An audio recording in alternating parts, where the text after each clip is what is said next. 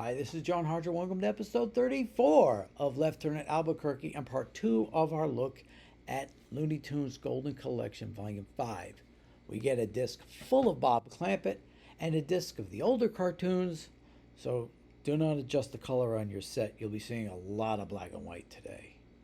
I knew I should have made a left turn at Albuquerque. I knew I should have taken that left turn at Albuquerque. I knew I should have taken that left turn at Albuquerque. I should have turned left at Albuquerque.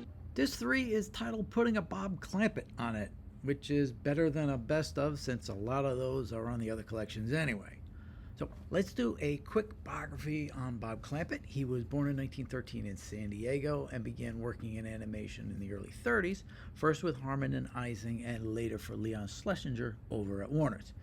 He quickly developed his own style, and that aided in getting his own directorial unit in 1937. He even wanted to do an animated film of Edgar Rice Burroughs' John Carter of Mars a few years before Disney did Snow White, but it never got any further than this promo reel. What might have been. As we've mentioned, he worked a lot with Porky Pig and Daffy Duck and later helped develop Bugs Bunny into the character we'd come to know later. There was some issue where he maybe took too much credit for Bugs. I would put his fathers as Tex Avery, Ben Hardaway, Rich Hogan, Chuck Jones, and Bob McKimson, but he and Fritz Freeling certainly added to his character through their contributions. By 1946, Clampett had left Warner's. Whether he left on his own or was fired by Ed Seltzer, it's still really not clear. He did some work for Columbia before starting his own TV puppet show, Time for Beanie. It included Groucho Marx and Albert Einstein as fans. He later turned it into an animated show for ABC Saturday mornings. He also became popular on the lecture circuit, talking about his experiences, especially his time at Termite Terrorists. He's definitely one of the most important figures in Looney Tunes history, so let's see what they chose to represent him. We've actually done a lot of these already. Bacall To Arms was released on August 6, 1946, written by Warren Foster. It's another trip to the movie theater, this time to see Bogey and Bacall get lampooned. This is really more like a tune Tex would have made at MGM more than anything Clampett ever did. And boy, they loved that hippo trying to get in and out of the row gag, didn't they? Oof. This is at least a third cartoon I think it's appeared in. Now, according to Jerry Beck's commentary track, this was finished by Art Davis after Clampett left. Notice no director credit here. And it looks like it's been edited kind of poorly. It's barely 6 minutes long. So why put it on a Clampett-specific disc? This cartoon really wasn't shown that much in my parts until like the Cartoon Network days. Buckaroo Bugs came out almost 2 years earlier, August 26, 1944, written by Lou Lilly. We did this back at episode 5 with its appearance on Platinum Collection Volume 2. I actually edited that segment at a car dealership while getting an oil change. Michael Barrier and the trio of John Kay, Eddie Fitzgerald, and Callie Fontecchio do separate commentaries. By the way, this is one of the many Bob Clampett cartoons to have his own sound effect at the end. Crazy Cruise was released on March 14, 1942, written by Michael Maltese. One of the many travelogue tunes, voiced as usual by Warner's voice of authority, Robert C. Bruce. Because of unsettled world conditions, all ships are camouflaged. From back in the old days, the kind that Tex used to do. In fact, I thought this was an Avery until I, A, checked the date and saw it was a year after he left, and B, it showed up on this disc. However, it turns out Tex did plan this, but Bob finished it up. The Bugs that shows up at the end is more Clampett-like as well. TBS showed this one quite a bit, except for the native sequence at the end, obviously. Farm Frolics came out on May 10, 1941, written by Foster. Another Bob Bruce voice travelogue. Maybe he should have gotten his own disc. He did a lot of these. Now do a canter. I'm happy about the whole thing. Except it all takes place on a farm. Didn't really remember this one until I saw the pig gag. This is only one of 2 color cartoons that Clampett's first unit did, the one that did all the Porkies. Goofy Groceries, which we did on Volume 3, was the other. There has been an original print found, but it doesn't appear to be circulating just yet. Let's hope it's there when this hits Blu-ray. Animation expert and voice artist Keith Scott does the commentary. Hair Ribbon we did back in episode 10.1 with its appearance on the Bugs 80th set. That included both the released print and the original ending that are also on this disc. Patient Porky was in the Porky Pig 10+1 episode. Have I mentioned that this was the last appearance of Happy Rabbit? Prehistoric Porky was released on October 12, 1940, written by Melvin Miller. Another one from 101 with Porky as a caveman, repeating some of the gags from the Prehistoric Daffy cartoon from a year earlier. Don't think I saw this until Nickelodeon. The Bashful Buzzard came out on September 15, 1945. We did this back in episode 6 with all the other Beakies. This was Kent Rogers' last cartoon after he died in a military training accident a year earlier. This set has the semi-reconstruction of the opening credits using the original music cue that we also did, as well as some of the storyboards, which are new here. Now, since we're doing this, let's get the other two Beaky release dates done.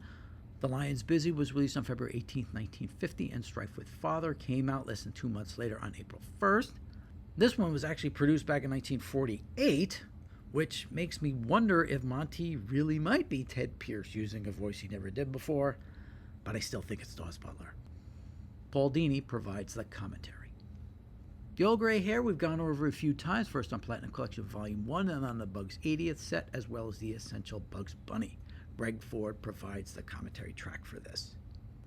The Wacky Wabbit was released on May 2nd, 1942, written by Foster. Fat Elmer goes prospecting and runs into a skull helmet wearing Bugs. Pretty memorable and bizarre image there, predating the later film classic City Limits. Okay, classic maybe a bit overstated. I mean, does have the Beast. All right, Benson, what the heck you been doing in this movie? And Kim Cattrall, who went on to better things. Now, this is supposed to be Starship's Nothing Gonna Stop Us Now, but as you can suspect, it's been copyright hit, so we just have to do this. Not this, actual better things.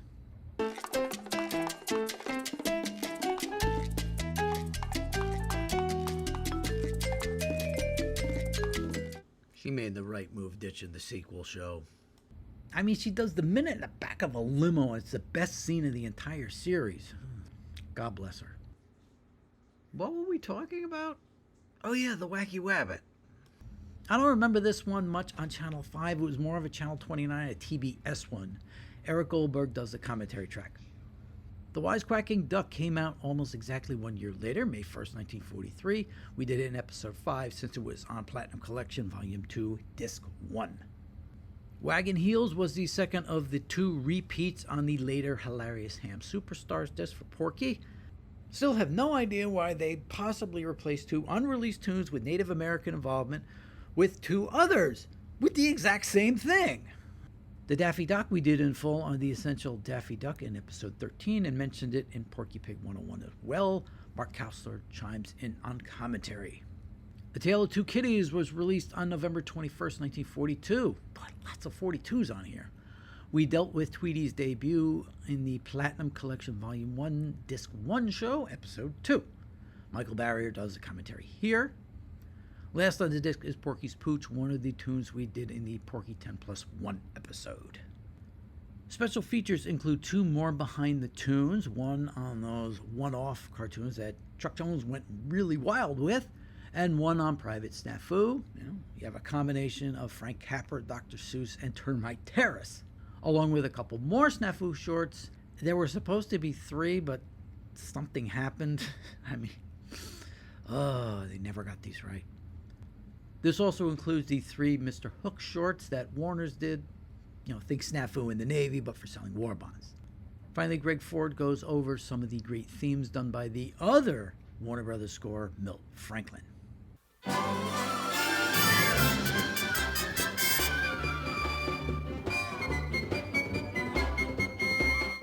Disc 4 is entitled Early Days. Isn't that a lost Neil Young album? Otherwise known as All Black and White. There's lots of Porkies on here that we haven't gone into detail about. And to save time, I don't think I saw any of these in the original black and white until Nickelodeon. Even in color, I don't think I saw many of these. The Sunset package ended the year I was born. I guess that's why. Alpine Antics was released January 18, 1936. Nice one for winter. This was directed by Jack King and written by Melvin Miller. Break out all your skiing and ice skating jokes. The title says it all. This is the one that Porky's in, hence its Porky Pig 101 appearance, but he doesn't say anything. Hey, I mean, come on, Beans is the real star. Eatin on the Cuff, or The Moth Who Came to Dinner, came out on August 22nd, 1942. See, 42 again. Directed by Bob Clampett, written by Warren Foster. An interesting one that mixes some live action with a moth's hunt for food and a closet. It's similar to You Oughta Be in Pictures, and notice they didn't spend any color film on these. Jerry Beck does the commentary. Milk and Money is another one from Porky Pig 101, a Tex Avery written by Ben Hardaway and drawn by Chuck Jones and Virgil Ross. Porky battles Mr. Viper and an annoying horsefly as he tries to raise money for Dad's farm as a milkman first, then at the track. They were trying out some gags on the farm and at the track that would end up being staples in later cartoons. Now here's a rare one. I've got to sing a torch song from September 23rd, 1933, directed by Tom Palmer, not to be confused with the inker extraordinaire of Neil Adams and John Buscema, and drawn by Jack King. This is sort of a cross between a star-filled spoof and a travelogue. I mean, I wish they had a commentary track on this to tell who the heck all these people are. I mean, I can point out Bing Crosby and James Cagney, Jimmy Durante, Greta Garbo, Ed Wynn. I know Ben Burney now. Good old Alma Malta. Yowza. Benito Mussolini. Wait, what? Guess he got the tune to end on time. Now, Palmer only directed 2 cartoons. We'll do the other one on the next volume. But his results were so disliked that Leon Schlesinger fired him and had Frisch Freleng come in and basically fix the cartoons. All the rest of the tunes on the disc we either did on the Platinums or Porky Pig 101. Only one hasn't got a release date, so I'll add it then. Porky at the Crocadero is a Frank Tashlin take on A Star is Born. The pig is working his way into a ritzy nightclub. He then called on to be famous band leaders of the day, including Cab Calloway, so that alone would have gotten this band from airplay. Daniel Goldmark is on commentary. Polar Pals is another one from Clampett, this time with Porky as an Eskimo. Some of those coal gags from Alpine Antics are put to better use here, plus there's a battle with a fur trapper that lets a lot of gun gags get an airing. Scrap Happy Daffy was released on August 21st, 1943. Their anniversary, the year they were born. That's interesting. A later Tashlin, among the last of the black and white Looney Tunes, written by Don Christensen during his brief time at Warner's. Daffy gathers scrap metal for the war effort, attracting the attention of the Germans. This has a very UPA-ish look to it, even in black and white, years before they actually did it, but this one also has some nods to the Fleischers, who are already out at Paramount. You know, Mr. Bug Goes to Town is actually more significant than you think. We'll get to that at some point. Hey, Warners, we're still waiting for that full World War II collection, you know. Speaking of that, this probably would have been better on the next set, but, they used it here.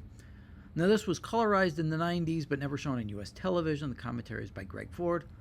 Now, I know this was on Platinum Collection Volume 3, and we did it in full there. I just kind of felt like doing it again. It's that interesting. Porky's Double Trouble is Tashlin again, with Porky meeting up with his twin, a hardened criminal just escaped from prison. Of course, Porky works at a bank, so you know what the crook will try to do. Interestingly, it happened to come out the same year as the Ronald Colman version of The Prisoner of Zenda. I wonder if that had any role in getting it in the pipeline, but have to check release dates. Gold Diggers of 49 is about the gold rush, starring good old Beans, but get the credits on this one. Directed by Avery, his first, in fact, for Warner's. Animation by Clampett and Jones. I mean, talk about all in one. Not that it's a particularly innovative tune, just interesting to see them all working together in one place. Now, this is the one where Porky's got a normal voice, meaning he's an adult. But why is his daughter a little whatever the heck Beans is? Pilgrim Porky has the pigs sailing on the Mayflower over to America. The Clampett inventiveness and craziness is in full bloom at this point. To be honest, this one actually should have appeared on the other disc. Wise Quacks has one of the earliest Porky and Daffy team-ups. Daffy, the Grey Eyes incarnation, is an expected father, and Porky ends up helping the duck defend his little ducklings from vultures. Some of the jokes that we saw in Booby Hatched, last volume, kind of started here. Next is Porky's preview. Tex has the pig premiere his own cartoon. So we get one tune inside of another, complete with an Al Jolson figure, so that tune would be banned on its own. It's stick figures, but it's got Avery written all over it. It also looked a lot like those Signimation extras from the Seinfeld DVDs. I don't know if you guys remember those. Are they going to be on the Blu-ray? I don't know. I wonder if that guy saw this cartoon. By the way, according to this, Porky is 7 years old. Greg Ford does the commentary. Porky's Poppa is directed by Bob Clampett, drawn by Chuck Jones. This is one of the few tunes on this disc that I remember seeing on TV at some point, and I think in its original black and white. Porky's dad has a farm, a mortgage, and a new milking machine. There's also a bit of a racy joke involving chocolate milk, believe it or not. Oh boy. Holy Smoke we did back in Platinum Collection Volume 3, even before Porky Pig 101. Daniel Goldmark provides commentary. Last one on the disc is What Price Porky, which we ended up doing in the Porky 10+1 episode. Two sets of extras round the disc out. Unsung Maestros, a director's tribute, tells about the contributions of people like Harmon and Ising, Jack King, Norm McCabe, Art Davis, and Ben Hardaway, who later created Woody Woodpecker, but first lent his name Bugs to a certain rabbit. Then they have 3 TV specials, all of them from CBS. First, Bugs and Daffy's Carnival of the Animals, which premiered on November 22nd, 1976. This was Chuck Jones' first return to the characters in over a decade, and unseen in I don't know how long, it didn't look familiar to me. However, MeTV Toons showed it for their Bugs Bunny marathons the past couple years. Then almost exactly 3 years later, on November 27th, 1979, was Bugs Bunny's Looney Christmas Tales. 2 brand new Frizz Frilling tunes with a holiday-related theme, Bugs Bunny's Christmas Carol with Sam as Scrooge, and The Fright Before Christmas with Taz going wild as usual, plus Chuck Jones's first Roadrunner in 16 years, Freeze Frame. Finally, Bugs Bunny's Bustin' Out All Over from May 21st, 1980. 3 more new shorts, this time all by Chuck Jones. Portrait of the Artist as a Young Bunny, featuring a younger Bugs and Elmer. Spaced Out Bunny, with Marvin the Martian and Hugo the Abominable Snowman, and Supersonic with the Roadrunner and Coyote. Now, I remember eating hot pretzels while watching this special. That's how much of an imprint it made on me. Now, speaking of Roadrunner and Coyote, let's do our last bit of cleanup with their Latin names. We have 5 left to deal with, 3 from Chuck and 2 by other hands. So in Freeze Frame, Roadrunner is Semper Fidelis, and the Coyote, Grotescus Appetitus. Supersonic has Ultrasonicus ad infinitum and Nemesis Ridiculi. In Chariots of Fur, we have Boulevardius Burnopius and Dogius Ignorami. Little Go Beep has Marsalis Babyfastus Tastius and Porschnuckius. And lastly, Wizard of Owl has their actual taxonomic names. Roadrunner is Geocoxa californius, and Coyote is Canis latrans. Now my upgrades for this volume, for disc 1, it is a tough one, so I'll go with 14 Karat Rabbit. Disc 2, Little Red Walking Hood. Disc 3, Crazy Cruise. And disc 4, let's go with What Price Porky and our extra Stupid Duck. Whew, lots of good stuff on disc 1. I could have chosen all 4 from there by itself. And now for our replacements. Speaking of disc 1, we need to swap out 3 from there. First we take 14 Karat Rabbit out and put Hair Trigger in. Then Alibaba Bunny, we flip with my favorite duck. And finally Hollywood Daffy, let's do To Duck or Not to Duck. And I should have done this last time when we did the Speedy Gonzales disc, but what would a complete 2-disc set of Speedy Gonzales cartoons look like? The Fastest Mouse in all Mexico, just like this. So on disc 1, you have all the ones with Sylvester and a couple of the ones without him. And then, since there's a little bit of room at the end, we could stick on the episode of the Looney Tunes show where he takes over the restaurant, Pizzeria. Then on disc 2, we can get rid of all the Patty Freelings in one shot and then even stick the chocolate chase there at the end. So this would be a pretty good idea just to take care of the Patty Freelings without dipping more into the Collector's Vault series or whatever they may end up doing in the future. Boy, that Tom and Jerry thing has really thrown a wrench in everything, hasn't it? A little behind the scenes note, I wrote most of this episode in particular when I was at the Wilderness Lodge in Disney World back in 2007. Remember back then I was doing the reviews for my buddies, so my family was there for a week. I brought my computer and the set with me.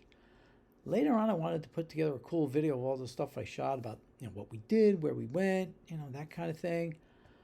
But the week after we got back was the fire that I talked about in my History with Looney Tunes video, so that kind of put a damper on things for quite a while, and I never actually made the video. But we moved forward. Now this volume didn't sell too well. I think the change up on disc 1 was meant to give people a little variety, but it didn't end up drawing more people in to buy it. I think having a disc and a half of black and white cartoons didn't help either. The fourth disc probably should have been the black and white Porkies, and that would have lowered the black and white content on the Clampett disc down just a little bit, though to be honest there actually wasn't too much left in color for him. Surprisingly, there was still a lot left to choose from with just the Bugs Bunny shorts for the next collection. From his early days, you still had Harum Scarum, A Wild Hare, Elmer's Pet Rabbit, All This and Rabbit Stew. Yeah, right. Hiawatha's Rabbit Hunt, Hold the Lion Please, Fresh Hare, Jack Rabbit and the Beanstalk, What's Cookin' Doc, as noted, the last uncollected Clampett Bugs, The Unruly Hare, Tashland's other Bugs Bunny tune, Hair Trigger, the first Yosemite Sam, the World War II cartoons, and that just takes us through 1945. Later on, there was still a lot of great Bugs and Sam tunes to pick from. So disc 1 should have gone back to a Bugs-only disc, leaving them 3 discs to play around with, which is, of course, not what they did. Did my hair get longer since the beginning of the episode?